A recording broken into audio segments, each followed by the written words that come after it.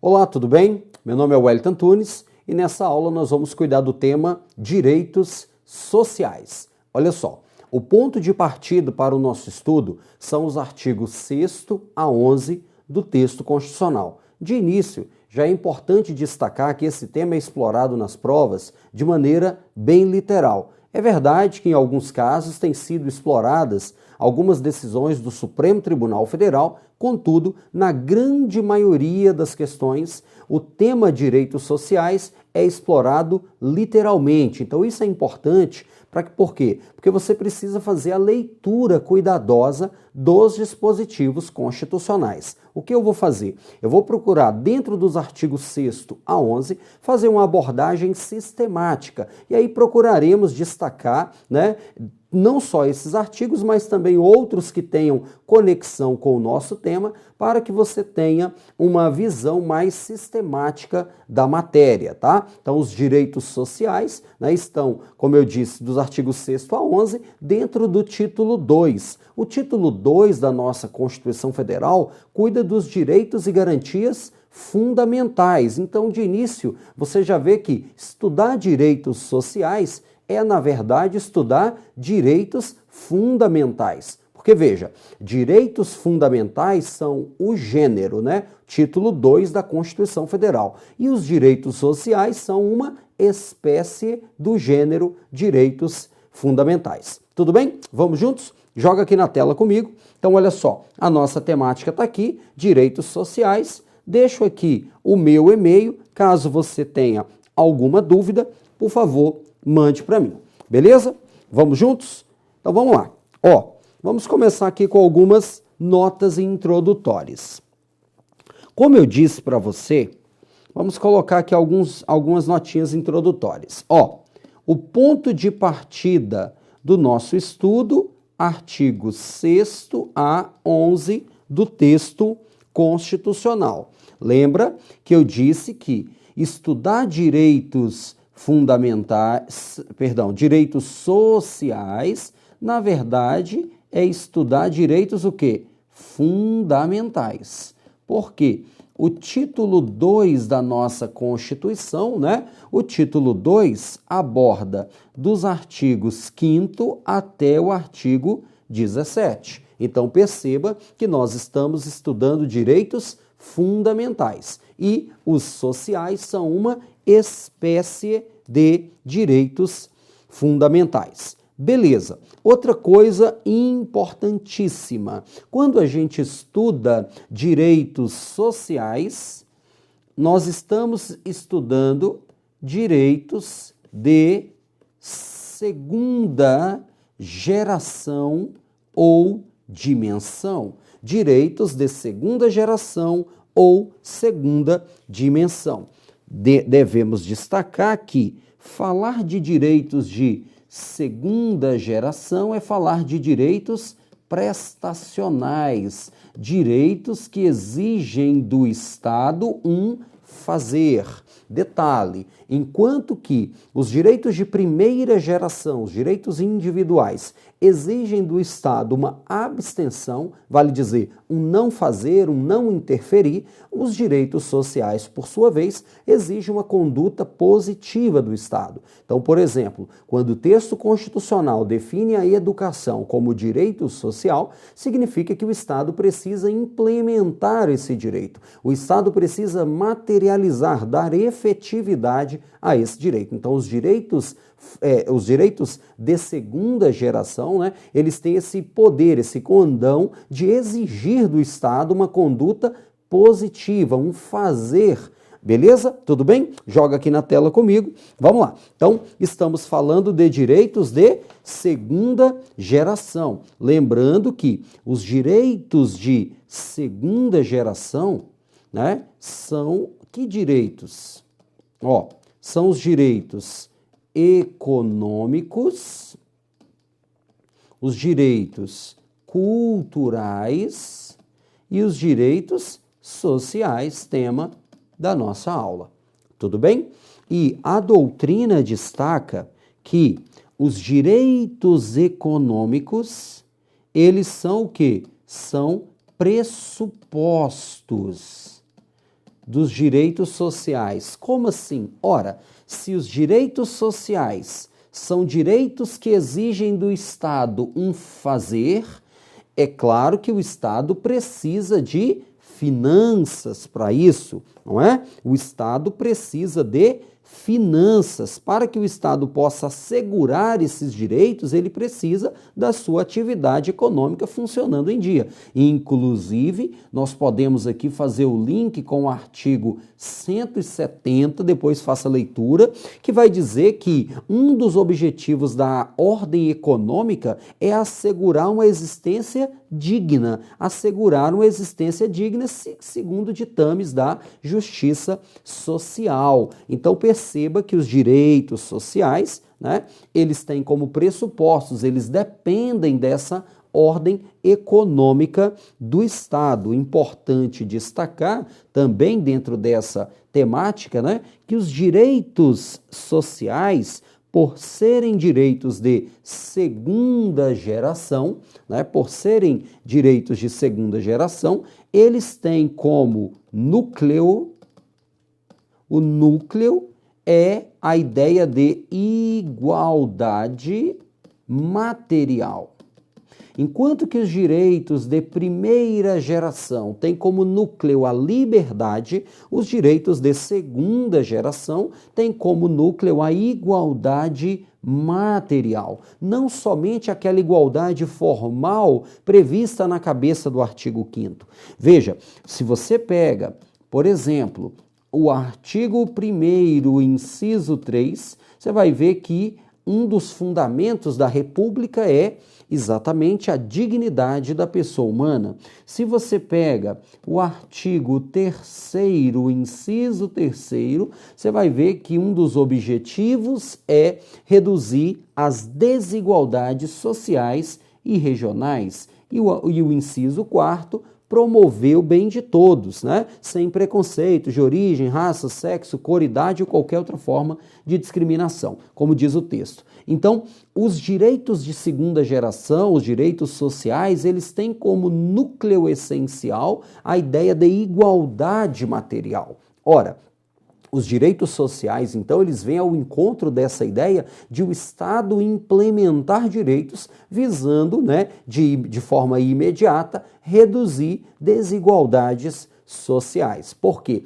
O núcleo da primeira geração era a ideia de liberdade e de igualdade formal, aquela de todos perante a lei. Já a segunda geração de direitos não quer do Estado tão somente uma igualdade formal, mas uma igualdade material, ou seja, uma igualdade na qual o Estado realmente concretize atos que visem reduzir no dia a dia as desigualdades sociais e regionais. Tudo bem? Continua comigo, vamos nessa abordagem mais sistemática. Então já vimos a ideia da segunda geração, do núcleo, né, com a ideia de igualdade material. Tudo isso é muito importante. Uma outra coisa que a gente pode destacar, nessa introdução, né, é o seguinte: o marco teórico constitucional, porque a gente viu que esses direitos sociais, né, eles estão na Carta de 88 ali, dentro do título 2, nos artigos 6º a 11. Mas é importante destacar aqui, por exemplo, ó, a Constituição, só como marco, né? A Constituição mexicana de 1917, a Constituição alemã, né, chamada de Weimar, de 1919, e a Constituição brasileira de 1934. Então, a primeira Constituição a trazer em seu texto uma enumeração de direitos sociais, né, foi a Constituição mexicana de 1917. Depois, a Constituição alemã de Weimar, né, no pós-Primeira Guerra Mundial, né, entra a luta dos direitos sociais. Já tínhamos passado a Revolução Industrial, né, e no Brasil, a primeira Constituição a consagrar essa temática é a Constituição Brasileira de 1934. Aqui, a doutrina diz, né, que essa temática inaugura o chamado Estado constitucional social ou Estado social de, deixa eu voltar aqui, Estado social de direito, né? Um Estado marcado por essa ideia de prestação, um Estado também intervencionista, né? Um Estado que precisa desenvolver esses direitos. Ainda nessa temática, para que você tenha esse conhecimento mais abrangente, é importante nós aqui fazermos pelo menos uma menção ao artigo 85.3. Olha só. O artigo 85, ele traz uma enumeração exemplificativa de crimes de responsabilidade do presidente da República. Então, no artigo 85, a gente vai encontrar ali uma enumeração aberta, exemplificativa desses crimes. E no inciso 3º, a gente vai ver que considera-se crime de responsabilidade, entre outros casos, os atos do presidente que atentem contra direitos individuais, sociais e políticos. Então perceba, a Constituição Federal, ela deu uma relevância tão importante aos direitos sociais que ela alçou a condição de crime de responsabilidade atos do presidente da República que desrespeitem, que contrariem, que atentem contra os direitos sociais. Tudo bem? Então, aqui nós estamos fazendo uma abordagem, veja que eu falei no início, que o ponto de partida são os artigos 6º a 11, você precisa lê-los, né, de forma cuidadosa, fazendo as suas anotações, mas eu estou procurando te levar um pouco além, porque as bancas examinadoras, via de regra, elas exploram isso, né, com essa ideia um pouco mais sistemática, um pouco mais abrangente. Tudo bem? Volta comigo aqui. Então, essa é uma abordagem introdutória importante. Vamos continuar. Olha só, aqui tem uma decisão do Supremo Tribunal Federal que tem algumas coisas importantes. Ele traz assim, ó, educação de deficientes auditivos, professores especializados em Libras, né, na linguagem brasileira dos sinais. Tá. Inadimplemento estatal de políticas públicas com previsão constitucional, intervenção excepcional do Poder Judiciário, cláusula da reserva do possível, inoponibilidade, núcleo de intangibilidade dos direitos fundamentais, constitucionalidade, convencionalidade das políticas públicas de inserção dos portadores de necessidades especiais na sociedade. Aqui nós temos uma questão bastante interessante. Olha só, nós temos aqui a chamada teoria da reserva do possível.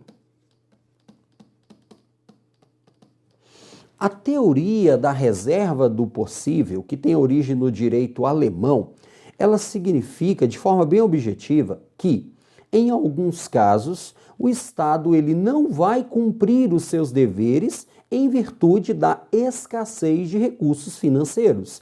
A teoria da reserva do possível seria o quê? Seria o argumento do Estado no sentido de que não está implementando determinadas políticas públicas, não por não querer fazer, mas por não ter condições financeiras para fazer. Então, vou te dar um exemplo. O direito à moradia é um direito social constitucional. Está no artigo 6º do texto constitucional. Contudo, o Estado, ele diz, eu não tenho condições financeiras de dar uma moradia para cada morador, para cada habitante do Brasil, para cada brasileiro. Por quê? Porque eu não tenho condições financeiras para isso. Então, é possível, em alguns casos, que o Estado levante essa razão de ausência de recursos financeiros para não cumprir, para não realizar algumas políticas públicas. Contudo, essa argumentação do Estado, ela encontra limite no chamado mínimo existencial.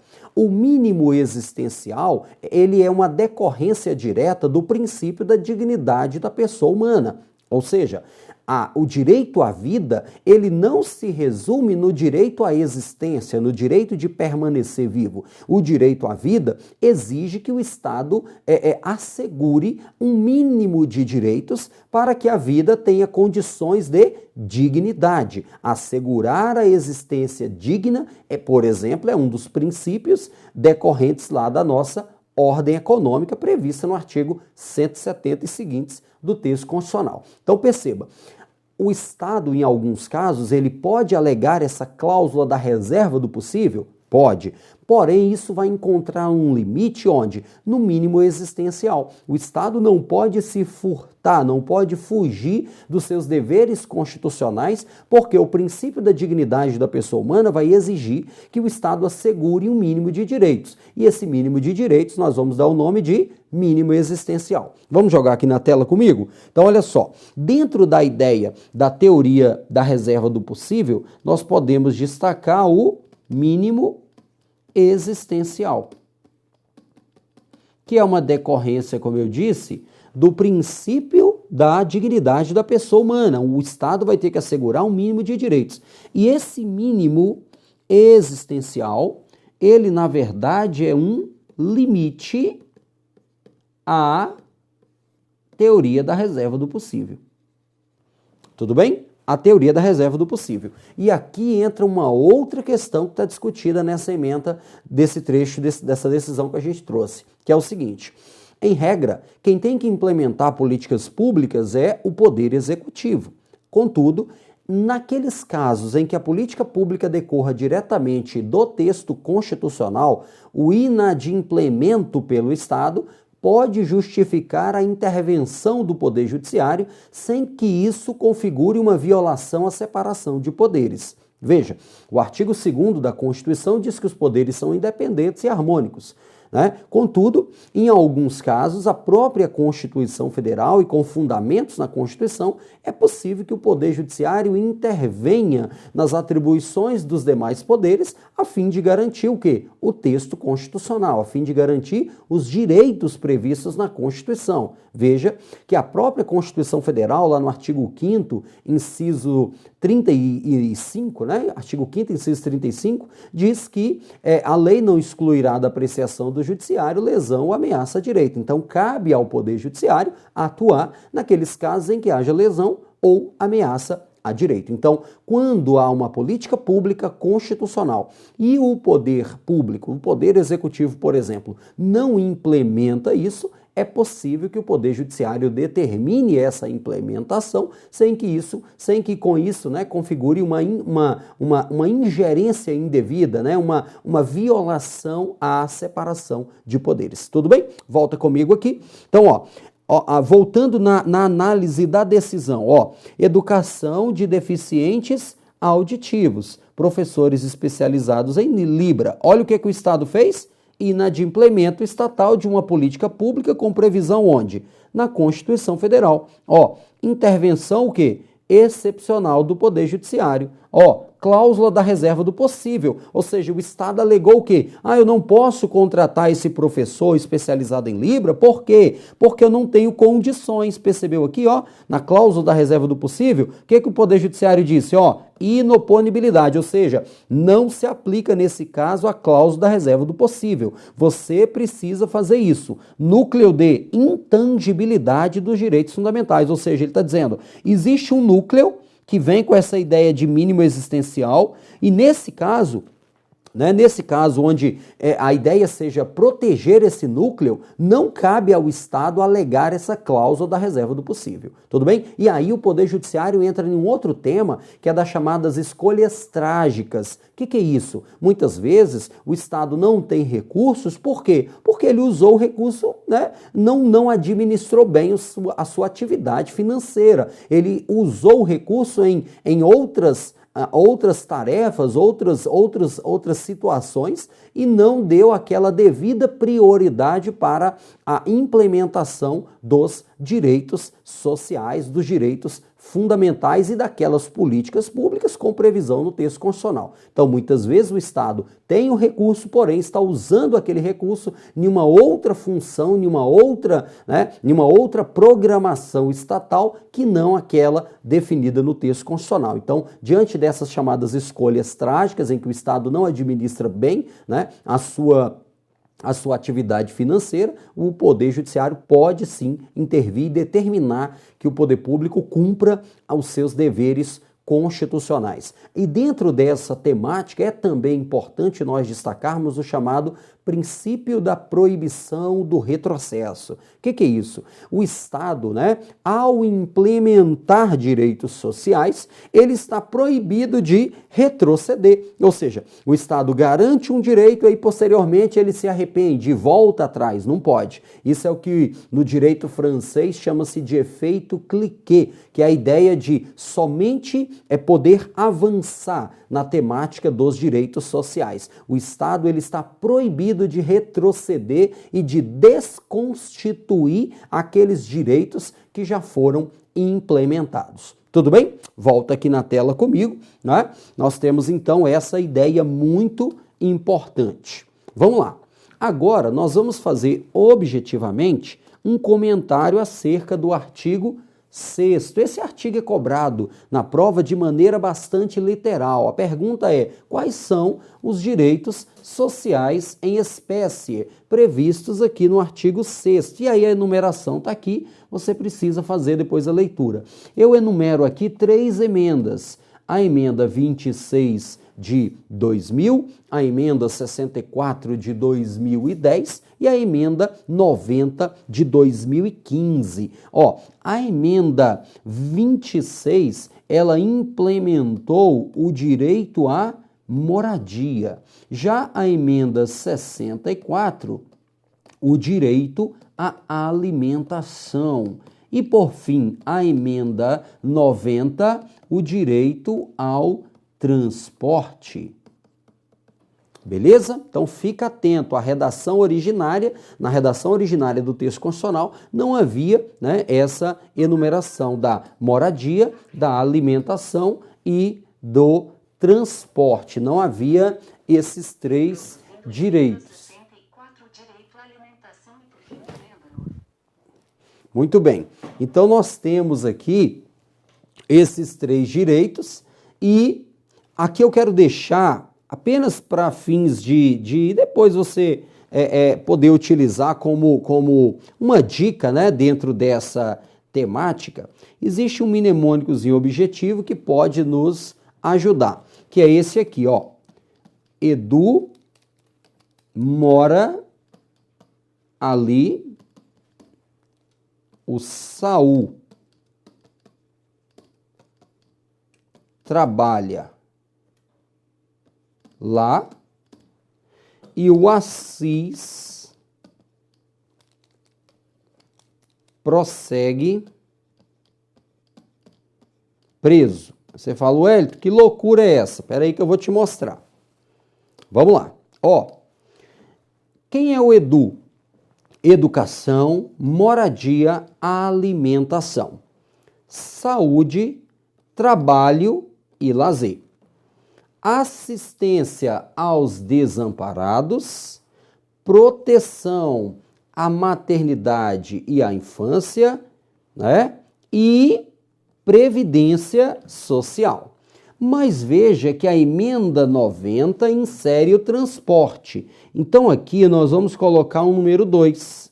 E aí esse tra fica elevado ao quadrado. Por quê? Nós temos o transporte e o trabalho.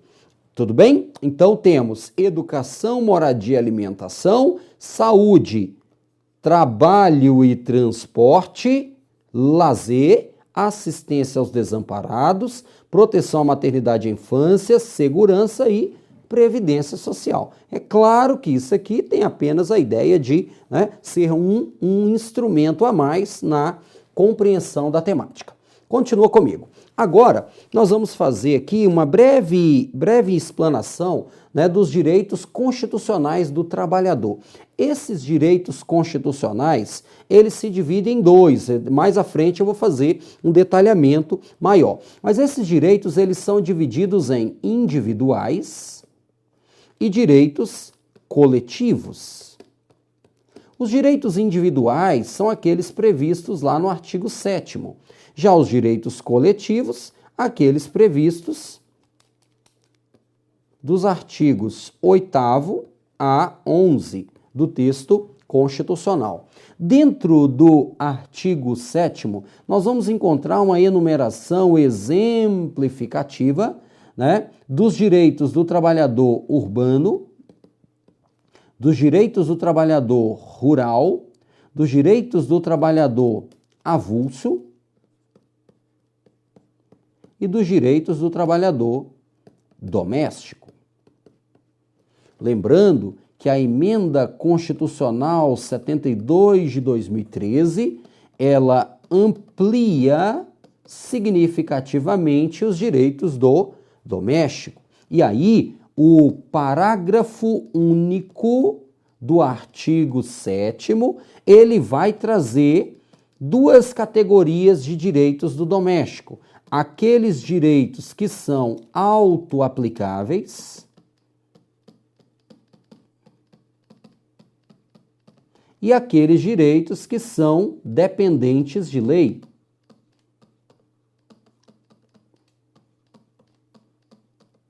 Inclusive, foi editada a Lei Complementar número 150 de 2015 para regulamentar isso. Depois faça a leitura. Então, quando você fizer a leitura do parágrafo único quanto ao trabalhador doméstico, você vai ver que ele tem direitos que já são auto-aplicáveis e direitos que precisam de lei. Vale destacar aqui também que há uma igualdade de direitos entre trabalhador urbano e trabalhador rural. Tudo bem? E nos artigos 8º a 11, você vai encontrar a enumeração dos chamados direitos coletivos. Tudo bem? Continua comigo. Vamos aqui fazer algumas notinhas complementares.